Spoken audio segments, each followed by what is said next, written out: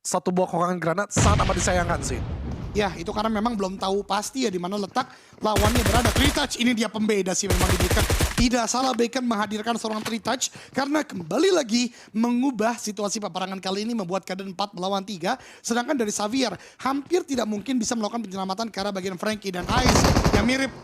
Ya, mirip adalah mencari letak player lawan, tapi tempat lagi ada fight antara Hale dengan tim Alter Ego. No, Rosemary dan Fnatic dipulangkan ke lobby, membuat Alter Ego Ares hanya menyisakan 2 player. Tapi Nate dari Nine Noise kali ini, Ice S juga menunjukkan bagian Xavier, membuat Xavier hanya menyisakan 1 active player, yaitu Rebis yang langsung dicoba cari oleh player-player dari Bacon. Iya, tadi ada spekulasi sedikit ke arah Turf the Smoke, tapi sudah menyadari otak Rebis dari Sean Shorty mempersiapkan juga shotgun yang dipegangnya dia tepat di balik-balik dari Vin. Kenapa view-nya diubah?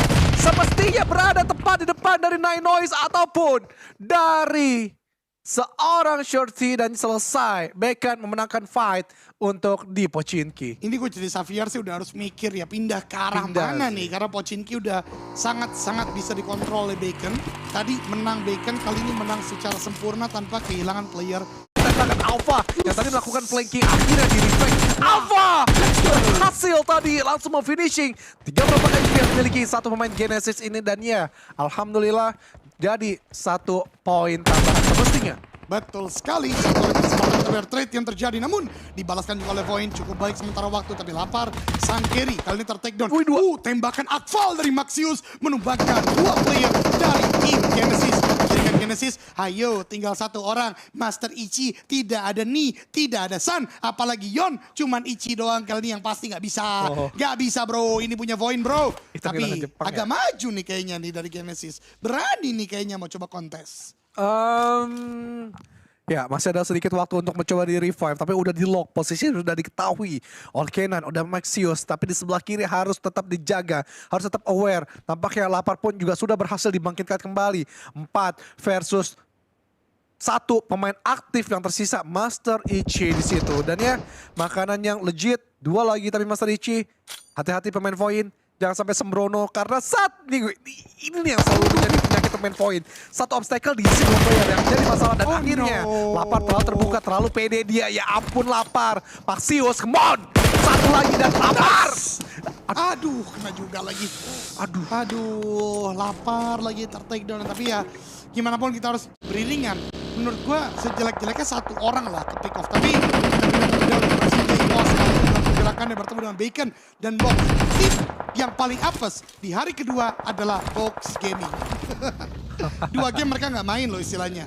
Sekarang bahkan hanya tinggal misalkan Kpon dan juga Winnie yang tidak debu. Hanya misalkan Winnie One. Oke. Diterima dengan apik dan ciamik, tapi untuk Box Gaming Capone, Baonam Capone. Banyak pemain cabutan juga dari Vietnam dan di Indonesia belum terjadi nih. Hanya yang lon aja nih yang balik lagi kayak Game Force, kayak Hexas. Hexas yang sempat kemarin menggantikan Yami juga yang lagi culun. Tapi untuk Bacon, mereka sedang try hard. Wah. Untuk Winil yang diputar saja dan ya memberikan 1 buah trap. Shirties dapat ISIS ternyata dan mudah juga untuk ke Shirties dan ya tidak sia-sia dia untuk bertahan di dalam blue zone ini. Nine Noise pun sebenarnya bisa aja tadi kalau muter-muternya itu nggak terlalu dalam. Dan yang gue baru katakan, tidak mudah bagi FaZe Clan untuk melakukan gatekeep ke arah Bigetron. Sesuai dengan prediksi gue, Bigetron bisa melakukan knockdown 1 ke arah bagian FaZe Clan. Karena yang di setup oleh FaZe Clan adalah agak berjauhan. Tapi berikutnya PR bagi Bigetron adalah melawan Mela. Mela tidak terprediksi punya MG3. Ini bahaya banget. Yuhai, please jangan kabur. Yuhai, atas kamu. Aduh, tidak Mela. Oh my god, 3. Ter-takedown oleh Mela, ini MG3 dan lagi-lagi Gus, ini emang player yang selalu memberikan perbedaan di tim manapun yang dia bela. Infinity, sekarang FaZe Clan, Mela is just... Valid nggak gue bilang expert mekanik yang dia perlihatkan? Wah, ini Mela sih bahaya banget sih. Dia nahan tembakan sedari awal, buat 3 player Bigetron bisa terpick off, baru dia tembak. Ya, itu dia yang gue bilang. God. Jadi emang bukan analisa-analisa biasa yang kemarin gue lakukan di hari yang pertama. Gue melihat Mela walaupun kemarin kayak mungkin terlihatnya tidak terlalu menonjol untuk dari segi statistiknya. Tapi buat gue movement, sense dia dari awareness mapping di sebelah kanan atas, gue selalu lihat lah kursor player itu kemana aja. Neo ini kalau masih di timnas SEA Games benar-benar bisa mengacaukan. Mungkin ada peluang juga medali emas di bawah Thailand. Kita harapkan tidak terjadi tentunya ya, karena Yes. kita ingin medali emas kembali Di Indonesia. lagi ke Indonesia. Walaupun begitu tentu kita bersifat objektif. Ya. Itu gameplay yang tadi harus kita give the respect tentunya ya. Akui. Betul. Tapi ada derby Indonesia lagi dan Okta pun tumbang Voin. Ya sudah, yang penting memberikan poin pada Indonesia ya. Dan Voin kali ini masih bisa melakukan revive ke Iya arah sih. Alpha. Dan ini ngebuat Voin akan tetap quite performing juga di bagian atas. Walaupun hati-hati ada tim di sekitar mereka yang udah mulai memantau dari pergerakan lawannya. Tapi Zuxi ini dia kepala suku baru saya menumbangkan satu player dari Bacon Ice S. Tumbang hanya menyisakan Shirty di bagian kanan. Butuh bagus sih. Zuxi harus dimainin sih, percaya deh. Soalnya hitungannya Menurut memang lu ganti siapa? Red Face kah? nggak ganti. Misteri? Red Face boleh sih. Red Face gak Ganti sih? Red Face, ganti Red Face. Red Face Ya gua mungkin daya sure. dobraknya agak kurang, tapi ya harus ada perubahan gitu. Misteri jadi di depan dan Oh, ya wah. ketahuan. Ya ampun, oke. Aduh. It's okay, sayang no problem. banget ya. Tapi selalu ada Eliminasi, 4 poin yang dibawa iya. pulang sih. Itu kelebihan dari Javos. Betul, itu eliminasi yang dengan sistem poin sekarang, oke mereka nggak terlalu maksimal, but tetap ada di pertengahan gitu bisa kita katakan. Iya. Karena poin tetap didapatkan. Karena ingat teman-teman semua, sampai hashtag ke-9 itu belum dapat poin placement. Iya. Jadi kalaupun lu bisa bertahan agak lama sampai late game tapi gak dapat eliminasi, Oh, iya. hashtag 9 dari high ground yang ada di depan dia atau satelit mungkin beberapa orang berbicara atau bagian tinggi dari military base, tapi Nate dan tim Secret baru saja menumbangkan satu player dari Face Clan dan dalam momentum peperangan ini PB coba maju tim lagi satu serangan HP ini bisa menjadi makanan bagi tim Geek dan benar saja tertumbangkan secara cool, tidak cool lagi, dia tumbang menjadi eliminasi berikutnya menjadi genap eliminasi bagi tim Yes, dan ya peluru-peluru terus dihujamkan. Walaupun Void mereka masih berdua orang aja sekaligus di situ. Tapi dimana Void sudah dikatakan dimana di situ RRQ. Ini sekali. Ini dia PR yang memang harus kita tuntaskan. Menggeser pemain-pemain dari Hale. Get slow, ngelok ke arah Mort tadi. Dan juga masih terus berlanjut mereka ngelok ke sebelah kanan. Tapi itu bakal menjadi pacuan untuk tim Void juga ngejaga sisi kanan sebelah mereka. Ya betul banget, tim Secret ternyata sebagaimana yang gue ungkapkan sebelumnya, high ground mereka kontrol tapi mereka lebih advance lagi gameplaynya. Mereka memainkan di pinggir-pinggir dari broken wall atau dari teralis yang ada di sekitar military base, membuat mereka controlling di bagian datarannya dan juga high groundnya. Sementara RRQ memainkan bagian tinggi tersebut. Asa ada di bagian tangga, dua lainnya proning di bagian bawah. Cukup baik sementara waktu bagi seluruh contender dari Indonesia, tapi Void kali ini digempur banyak sekali sisi. Geek Slate, ada PB juga, ada Sam9, ada Hale dari bagian belakang, tapi Kenan tidak gentar, tetap memberikan pressure ke arah player-player Geek Slate kali ini. Iya, Kenan dan juga Maxius, di mana dua pemain ini juga cukup diandalkan, apalagi Maxius Yes. tandeman yang memang kuat sama Lapar. Jadi misalnya Lapar mau nge-rush, dia cukup berani sendirian. Kemudian juga Maxius yang di belakang menjadi coveran. Begitupun dari Alpha yang suka nge-flank. Dan Kenan sebagai watchtower biasanya ini saling melengkapi sih satu sama lain. Cuman menurut gue memang Lapar agak berbahaya ketika dia mencoba nge-rush sendirian. Dia perlu tandeman untuk berduet di situ, istilahnya kayak Yuhai ataupun Ryzen di situ. Ya, ataupun Rosemary bisa kita katakan. Ya. Karena kita katakan sekarang ya lebih advance lagi menurut gua tidak hanya membahas tentang rusher, tapi ada namanya entry fragger dan juga second man. Ya. Yang dimana biasanya orang-orang yang tadi disebut oleh Junior atau Agus adalah para entry fragger. Butuh banget support system secara cepat dan dekat tentunya untuk membuat mereka bisa works pretty well. Tapi kita akan lihat bagaimana nanti kelanjutannya karena nama-nama tersebut untuk di late game memang kadang-kala udah tumbang. Mungkin untuk retake compound, mungkin dalam pergerakan pertamanya. Sekarang menyisakan para support system dan long range player bisa kita katakan. Dan RRQ, Asa cukup cerdas untuk ada di bagian atas. Dia nggak melakukan pick secara terlalu atau overpick, jadi nggak bisa terlalu terlihat pun. Dia akan bergerak terus menuju ke arah bagian tengah zona. Mengingat kalau udah stage 6 kayak gini, shifting zona tuh agak jarang terjadi. Biasanya agak mendonat. Oleh karenanya coba mengambil sentral untuk tim RRQ sendiri. Oke. Ya, dari RRQ kali ini mereka mencoba membagi beberapa titik dari pagar-pagar besi dan juga beberapa vehicle yang sudah tereksplod dijadikan tempat persembunyian sementara waktu. Jangan sampai membuka tembakan dengan sembarangan menurut gue. Betul. Walaupun gatel ngelihat tim Secret depan mata, tapi timing tembakan benar-benar diperlukan banget. Lo kepencet aja sedikit, lo selesai. Lo gak bisa bergerak next move-nya lagi. Karena next pergerakan lo minim sekali apa yang bisa dijadikan tempat persembunyian. Betul, karena di beberapa konten-konten Battle Royale luar negeri ya, terutama PUBG Mobile, gue seneng banget ada satu call yang sering mereka lakukan, permission to shot. Oh. Jadi kalau teman bisa backup, why not? Atau kalau akan menjadi confirm knockdown baru dia ngomong, gak sembarang kayak terlihat dikit langsung tembak. Bisa jadi bumerang buat tim Enggak kita. juga sih, tapi menurut gue tergantung instruksi atasan. Betul, kalau disuruh tembak, Tembak! Jangan lupa pakai sarung tangannya juga. Betul sekali, agar semuanya bersih tanpa bukti. Gila Eldoge ya. Bukan gue ya Pak ya. Tapi Eldoge cari aja anak Ciputat apa Pamulang. Pamulang. Destinasi saya. Kenapa gua kasih tahu ya?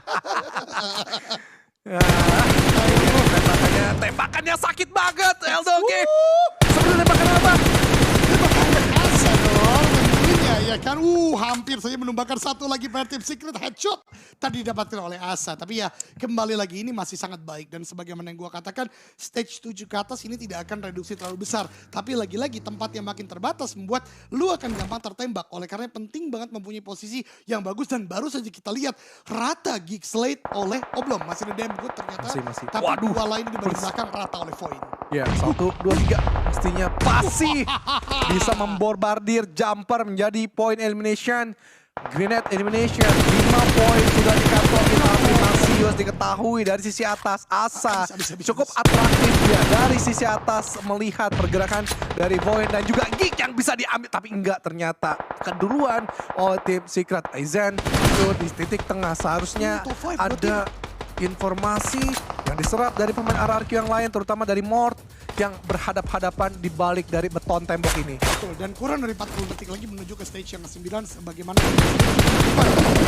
satu eliminasi lagi masuk. Menurut gue ya, Asa nih benar-benar membuktikan ke Coach RRQ, Coach Nogat, mainkan saya, Best G ini orang baru bro. Ayo mainkan saya terus dan terbukti hari ini mainnya bagus banget. Ada persaingan juga dong antara para player dong. Ya kalau lo emang nggak works ya lo harus ganti, jangan ngeyel kayak Laflame. Wah. Masih ngeyel lo dimainin terus, udah tahu nggak berhasil. Apa yang tidak berhasil ya tidak diteruskan. Jadi Nogat, well play sebagai coach, tahu harus ada perubahan ketika plan lo tidak terjalani dengan baik. Itu dia ya. Jadi memang apa yang sudah bagus tidak diubah ya, dipertahankan oleh Coach Nougat kali ini. Walaupun begitu pasti BSG pun melihat how play really well kali ini. Karena RRQ sekarang masih ada di hashtag kedua loh, di atas Hill bahkan. Tapi ya tetap sih pemain harus matang itu ya karena jam terbang. Jam terbang itu nggak bisa bohong lah. Ya, betul, Cuma betul. harus tahu kondisinya dulu. Ketika lo memang udah berada di atas, lo udah semeriwing gitu bisa lolos ke grand final, ya udahlah kasih jam terbang yang emang perlu dilakukan gitu. Betul, karena betul. regenerasi pemain kita nggak bisa menutup mata. Iya, Harus perlu juga banget. ya, ada juga dilakukan. Dan yang dikatakan Junior tadi adalah ketika udah aman situasinya baru boleh try and error ya. Yes. Untuk player-player yang mungkin butuh jam terbang juga. Tapi kali ini dengan line up seperti ini RRQ masih sangat baik banget. Dan lagi-lagi ramaikan kolom komentar FIFA RRQ, jangan lupa. Karena kita udah di top 3 kali ini dan bahkan cukup menguntungkan bagi Indonesia. Ternyata ada nade 3 dilemparkan kali ini. Mungkin dari tadi Mort memberikan kabar di manakah letak player tim Secret berada. Tidak cukup jauh, Mort belum mau memberikan kabar. Dan karena tembakan dari Hill bener-bener rapi, bener-bener disiplin. Dan mungkin eliminasi bisa didapatkan. Tapi bisa juga memberikan kerugian berupa Mort ditumbangkan. Kurang dari 10 detik lagi. Zona menutup sempurna. Dan sejauh ini dalam penglihatan gua masih Asa yang berada paling tengah. Dan nade dari Mort Connect membuat Indonesia RRQ ada di hashtag yang kedua atau top 2 sementara waktu menghadapi 4 player. Lagi loh, RRQ ada di top 2 untuk game ini. Dan yes, didapetin oleh Mort. Bentar, gue buka dulu RRQ_PUBG Mobile di Instagram. Apakah ada update di sana tentang RRQ di hashtag kedua ini? Dan yang pasti, mereka masih melesat maju dari Voldemort. Dari sisi Asa juga di sisi atas. Tapi menjadi timing untuk merevive satu orang lagi. Get Slow sudah berhasil dibangkitkan kembali. Asa memberikan juga batasan di sebelah kiri. Ini bakalan digunting satu persatu oleh pemain-pemain dari RRQ. Tapi yang gue harap Asa tidak bisa tertangkap begitu saja. Bisa menjadi pembatas di situ, tapi lihat Asa ketangkap sama Get Slow dan Voldemort bakal menjadi target selanjutnya dari seorang Sky Only. Masih jauh dari jangkauan. Percobaan kedua Tiger dan juga Flash masih terus ke arah Voldemort. Please guys, reduksi aja kalau kata LDG. Nice Voldemort, dapetin Tiger. Please lagi Mort. Come on bro. Lu pasti bisa. Net berikutnya dilemparkan oleh Voldemort ke arah bagian depan. please. Please kena. Aduh, kurang depan dikit. Hasil tadi overpick justru membuat sebuah kerugian bagi RRQ kali ini. Tapi Zona udah mulai mendorong. Net kedua dilemparkan. Please. Meletup di sana. Aduh, hanya splash. Masih akan dilemparkan ke arah bagian depan. Tapi meletup lagi. Knockdown lagi. Ini benar-benar hanya teralis yang menjadi merah. Please. Dapatkan satu. Aduh, overpick. Voldemort jadi last man kali menghadapi player-player dari Hale. Healing terlebih dahulu. Ada Marley dilemparkan. Oh tidak. Voldemort bisa bagian depan. Voldemort. Oh no, but still good game, well played untuk RRQ.